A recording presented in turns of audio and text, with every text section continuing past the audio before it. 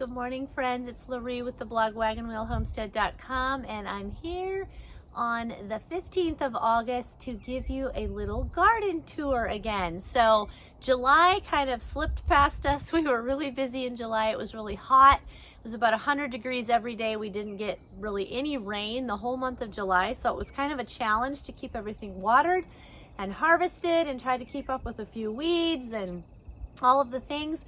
And so I did not get a July garden tour filmed for you, but I am here in August and I want to show you an update on everything. So if you didn't catch it, my last garden tour was in June, and so you can see all the things and how they were growing there. And I will try to link it right here. But now I want to show you how everything is growing in August. And you'll notice I have a sweatshirt on. So yes, it was hot every day in July. We got acclimated to that. And now it started to cool off and we feel like fall is breathing down our neck. Even though it's only the middle of August, and I know it's not fall. I know there could be some really hot days in September. In fact, the last couple days it's been, like in the low 90s here. But for us in Nebraska, in the mornings and at night, it's always cools off. So right now it's like 54 degrees. So I'm chilly. I had to go find another sweatshirt. So anyway, the garden is producing well. We've been blessed not to have any hail. We could have used some more rain because of course rain waters much better than any other way that you can water. But we're still very blessed. And so I just want to take you around and show you what we have growing. Now, I'll be honest with you. I love gardening. As you know, it's a passion of mine, and we grow most all of our own food out of this half-acre garden. Plus, we grow a lot of extra produce that we take to town and sell at our local farmers market. We've been going to farmers market once a week now since the first week of July. So for 4 or 5 weeks, I think we've been going to farmers market. And so that keeps us really busy in the summer as well, but it's also a nice way to make a little income and to get rid of any extra produce that you might have. We always try to prioritize filling up our own pantry and growing enough food for our family. And so last week we canned 100 quarts of sweet dill pickles, and we did a bunch of peaches. We put some corn in the freezer. The peaches and corn were something that we purchased because I don't grow my own corn. I live in an area of the country where corn is grown under pivot, and it's really easy for me to purchase it. It's easier for me to do it that way than if I were to grow it myself and try to keep the coons out of it and all the things. Corn takes a lot of water and a lot of space, and it would be fun to grow. It just doesn't really make sense for me to grow it when I can, purchase it more easily. So anyway, but we've canned peaches, we've canned salsa last week. Let's see, pickles. We put up the corn, and today I think I'm going to be canning some tomatoes. So if you're interested in how you can take a garden like this and actually really make a dent in your grocery bill and save money on your groceries, we don't purchase hardly anything at the grocery store. In fact, yesterday at farmers market, I had to have some people bring me some sacks from the grocery store because I don't even buy enough stuff at the grocery store to have very many sacks in my cupboard. You know how you save the sacks, right?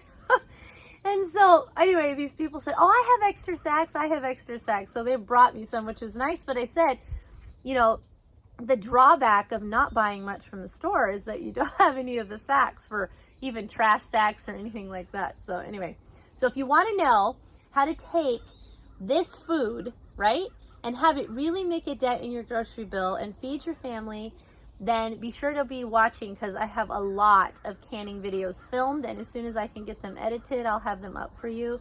And hopefully that will help you both this year and in years to come figure out, how to fill your pantry, right? That's what we're talking about here on this channel, is we're talking about how to connect the dots between growing, preserving, and then cooking your own food, right?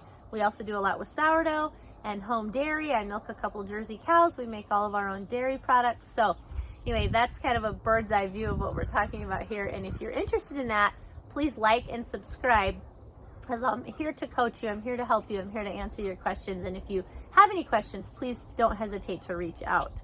So anyway, as I was saying, I love garden. It is a passion of mine, but I really love gardening May through June because it's beautiful, it's pretty, it's not as hard to keep up with the weeds, right?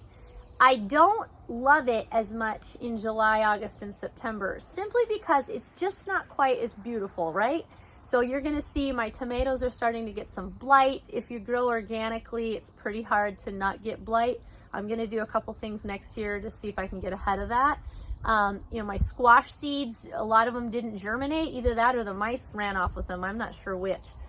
Anyway, so there's parts of the garden that are not as beautiful in August as they are in June.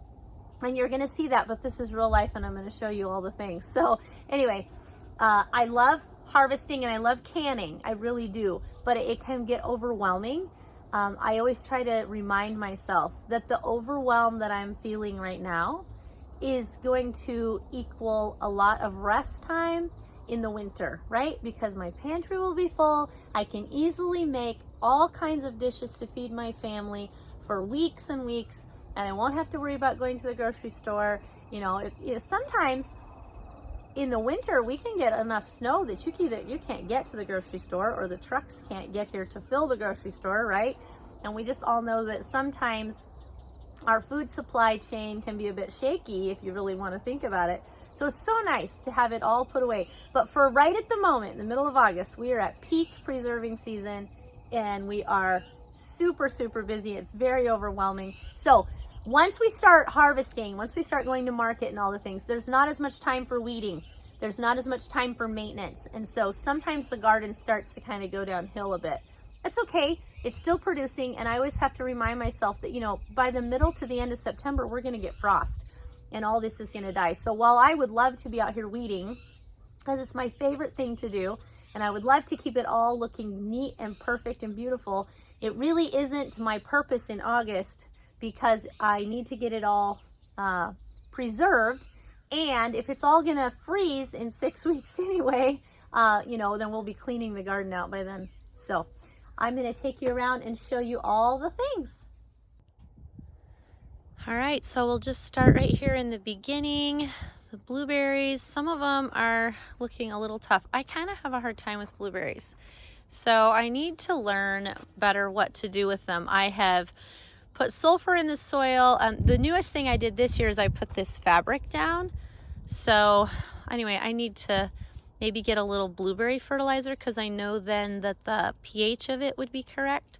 So they actually look a little better after we've had rain. I've been watering them, but man, it's really hard to get enough water on everything. So this is my second planting of dill. And walk down here and show you. So this is parsley and some of the herbs. They're kind of getting overgrown. I just grow them to put in dishes, and then at the end of the season I usually dry them in my food dehydrator or my oven.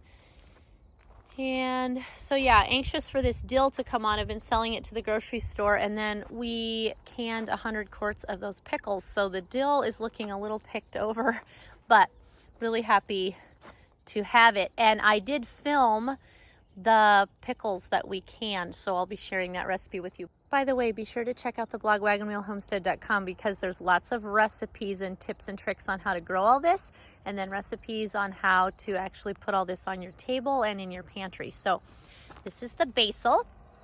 I'm struggling to keep it from going to seed. That's pretty normal.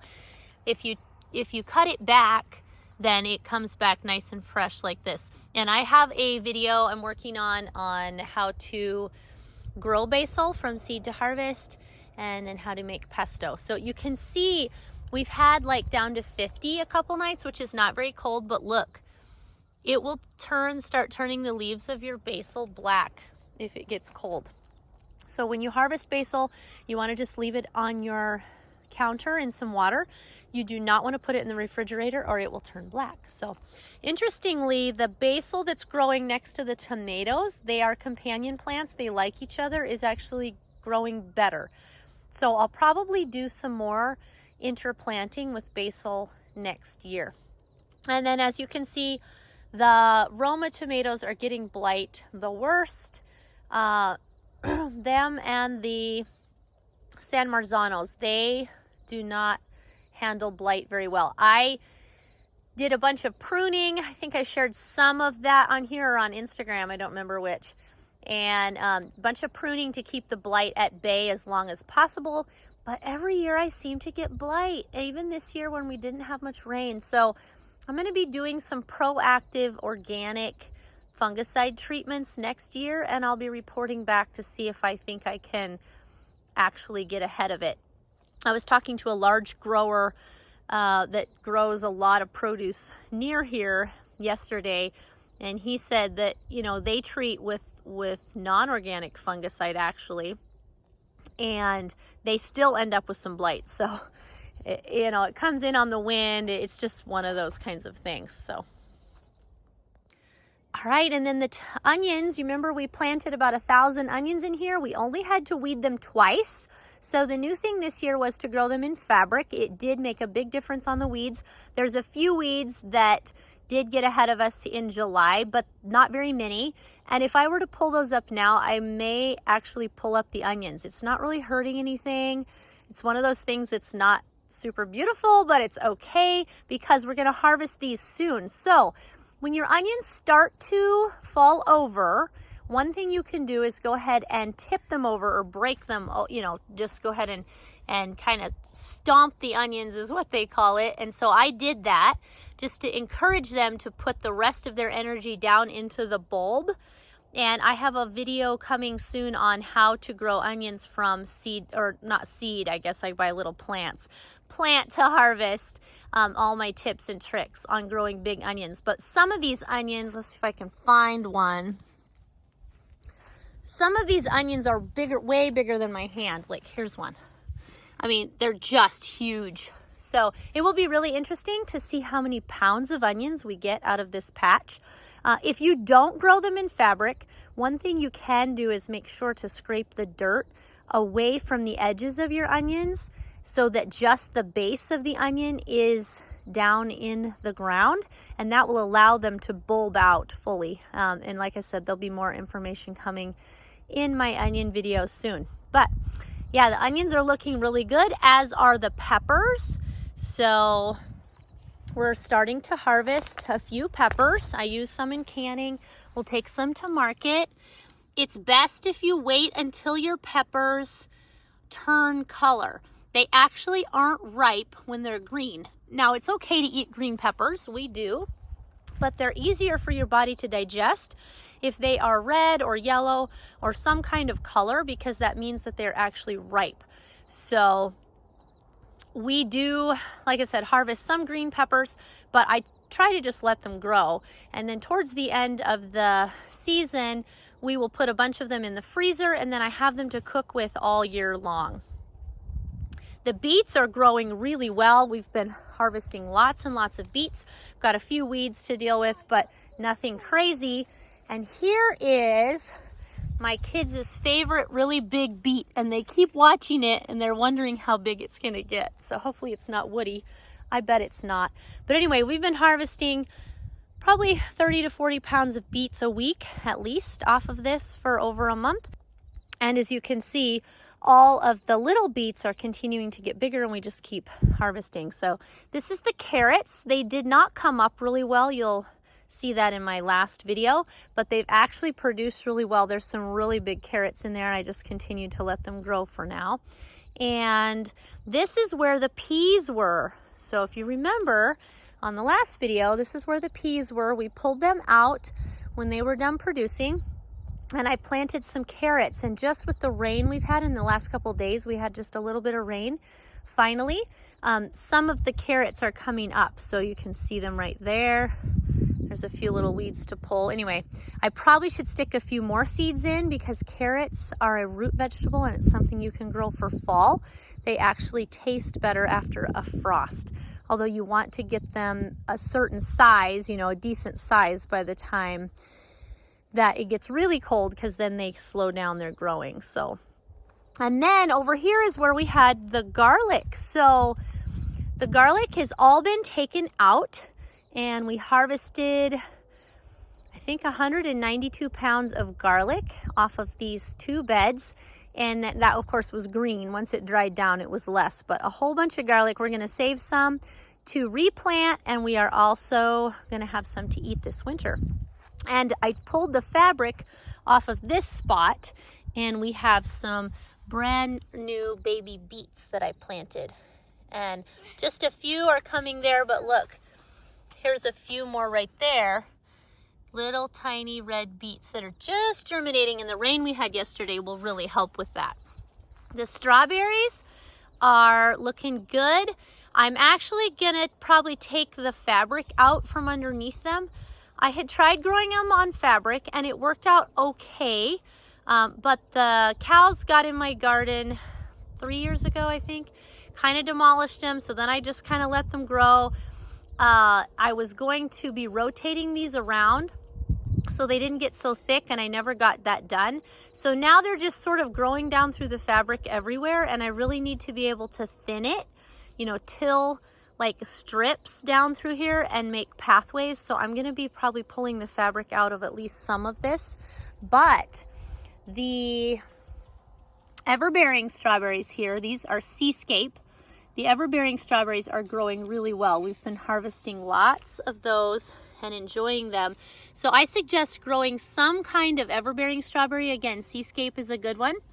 And then you will have strawberries just to eat all summer. And of course we put a lot of these in the freezer back in June. So the raspberries are looking beautiful. We are going to be harvesting them soon. These are the fall raspberries. Of course, the spring raspberries are done, and the spring raspberries got blight also.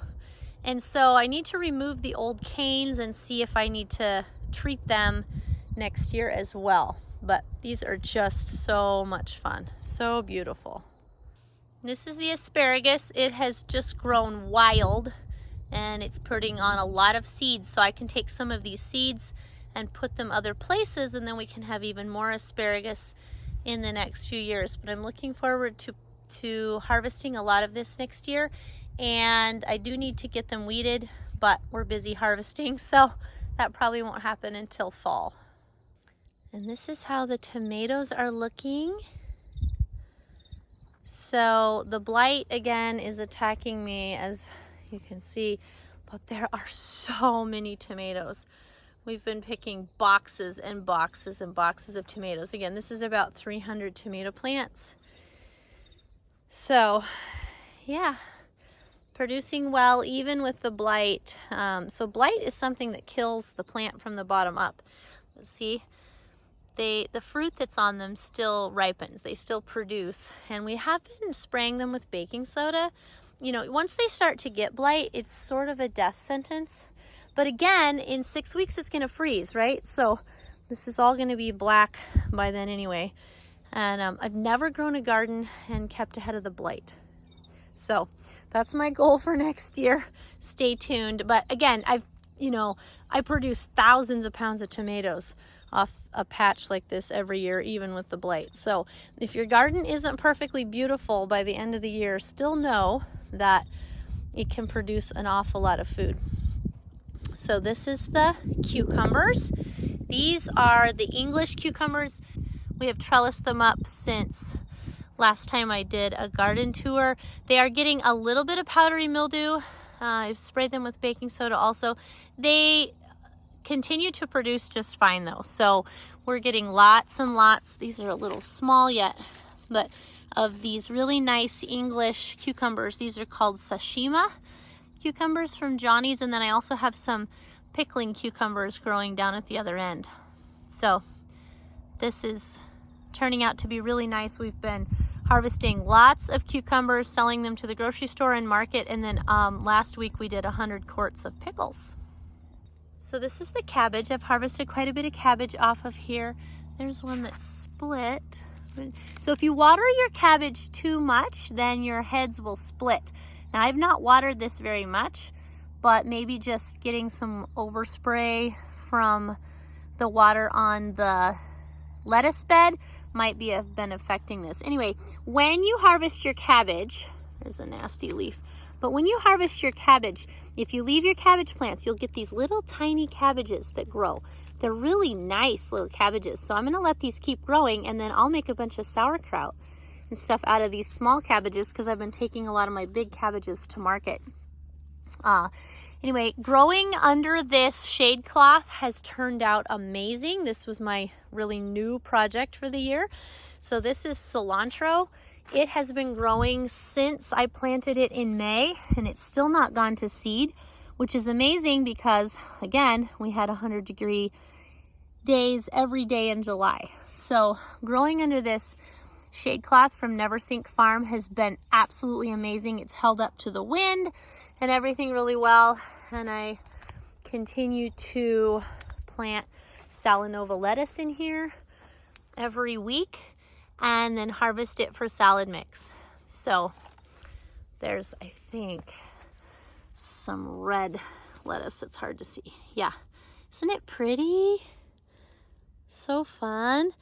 So I have these little sprinklers on here, have it on a timer, and it helps to keep them watered. I will next year plant more lettuce early because it takes some time for it to actually produce. So anyway, lots of cabbage growing. The broccoli is pretty well done, although we do have a few heads of broccoli. Although we do have some side shoots of broccoli that are continuing to produce, and we've been enjoying those. And this is the green beans. So we're picking those 3 days a week. They are getting a bit of rust on them, but they're still producing pretty well. And I've not actually canned any green beans yet because I've had so many people want to purchase them. So that's been a blessing, but I do need to probably can some in the pantry. So hopefully they keep producing. And this is the sweet potatoes. So you remember those? They were just starting in the last garden video, and they are producing really well, hopefully, or growing really well anyway. We've had some grasshoppers, but not as many as we could have had. There's a lot of people around here that have had tons and tons of grasshoppers. So, and there's my kind of sad little flower patch. We've been harvesting quite a few flowers for cut flower bouquets, and that's been really fun. I see the straw flower is getting some blight also. So I guess that's just kind of part of it. And I do need to weed the raspberries, but that's sort of low priority because they're not really producing right now. They're just growing new canes for next year.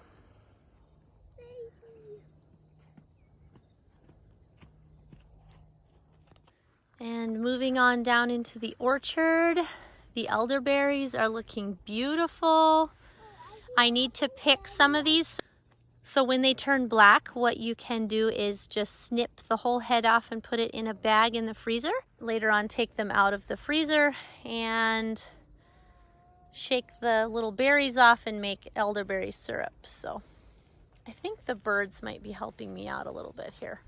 That's a problem. This bunch probably needs picked, and I'll probably do that today. Just come along with scissors and chop them off. All right, and then the most ugly part of the garden.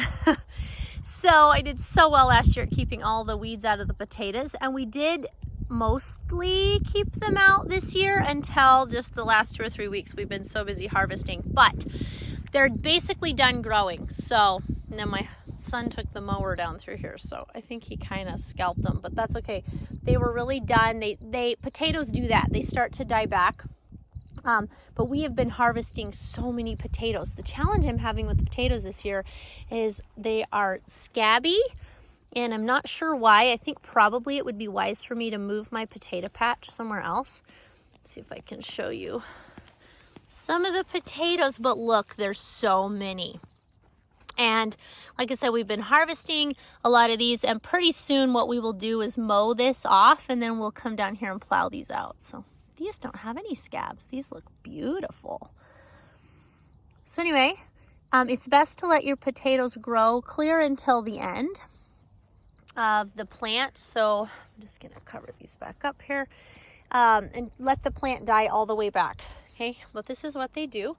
And yeah, I'm expecting a bountiful potato crop off of here. Just wish we would have. weed eated, but the 100-degree days got ahead of us. Huh? Yeah, there's one. You can pick it. Yep, you can pick it. So we'll be harvesting these soon, and I'll be showing you that as well. The pumpkins think that it's fall also. It's a big one? Cool. And some of them are ready, so we've been harvesting some of those. I had a little bit of squash bug pressure, nothing too terrible. And you can treat that with diatomaceous earth. Although I'll tell you, on a big patch like this, some of them are still going to get ahead of you. So the other thing that I'm struggling with, other than the fact that a bunch of these didn't come up in the first place, is that I'm getting downy mildew on the pumpkin plants. And again, when you grow outside, you're at the mercy of the weather, right? So too much rain or not enough rain or whatever. Anyway, these are still obviously producing well. Some need to be harvested. Some are a little squishy because the plant died too soon. And so, yeah, I've never had downy mildew before. Here's the thing. Some years are tomato years and some years aren't. Some years are squash years and some years aren't. Just like some years the weather is perfect for growing them and they do really well. And then other years aren't. So sometimes, you know, the broccoli grows really well. It's nice and cool. And sometimes the peppers grow well because it's really hot. So that's been my experience in almost 40 years of gardening, is that not every year is beautiful for everything when you grow outside. And when you grow on a large scale, I will be the first to admit, since it's mainly my kids and I that do this, that some things slip through the cracks. But regardless, this is going to produce a bountiful harvest. This is going to feed our family all winter, and that is going to be amazing. So I want to show you these little decorative pumpkins that we grew. So those are really fun. And again, a lot of sugar pie pumpkins. Those came up really well. The cantaloupe and watermelon are almost ready to harvest, and there's a lot of those. We have to kind of be watchful for snakes because they like this black fabric, and it can be warm in the morning like this. So even with a bunch of this not coming up in the spring, there's still a pretty good sized squash patch here. And let's see if I can show you some more of the fruit. There's lots of fruit down in there. Just not sure where I can see it all. Here's some spaghetti squash that I see. And here's a bunch of watermelons. Can you see them? Green watermelons, so those will be ready really soon. And we've had some zucchini. And yeah, the watermelons are over there, aren't they? Let me see if I can hop across here carefully and show you. There's a cantaloupe. Do you see it? So, lots of things growing. What? What? Yeah, there's a cut in that watermelon, isn't there? It's okay. It's all right. He's got a little scar. Garrett's anxiously watching the watermelon patch. He's ready to harvest them, but they're not quite ready. They need just a few more days. Yours is ready? I don't know if it is quite. Let's see. So there's several different ways to tell if a watermelon is ripe. And here, let mommy see. One way is this little tendril. You can see it right there. Whoops.